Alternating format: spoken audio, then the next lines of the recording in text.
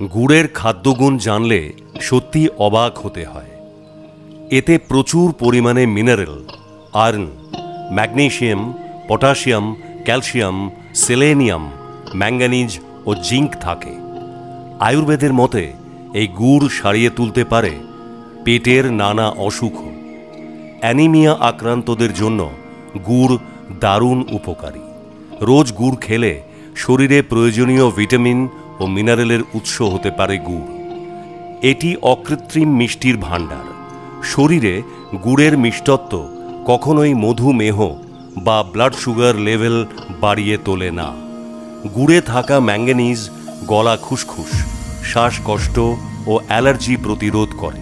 এটি খেলে ব্রঙ্কিয়াল মাসেলগুলি আরাম পায়, ফলে গলা ও শরীর অনেক বেশি রিল্যাক্সড হতে পারে। গুড়ে থাকা আয়রন শরীরে রক্ত তৈরি করে, রক্ত সঞ্চালন বাড়িয়ে তোলে এবং রেসপিরেটরি সিস্টেম অনেক বেশি স্মুথ হয়। মাইগ্রেনের ব্যথা সারিয়ে তুলতেও দারুণ কাজে লাগে গুড়।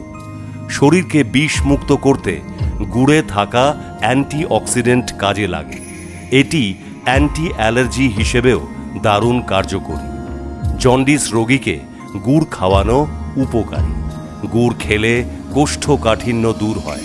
শরীরে ঘুরে বেড়ানো ফ্রি র্যাডিক্যালস দূর করতে সাহায্য করে গুড়। এতে থাকা জিঙ্ক ও সেলেনিয়াম ইমিউনিটি সিস্টেমকে মজবুত করে।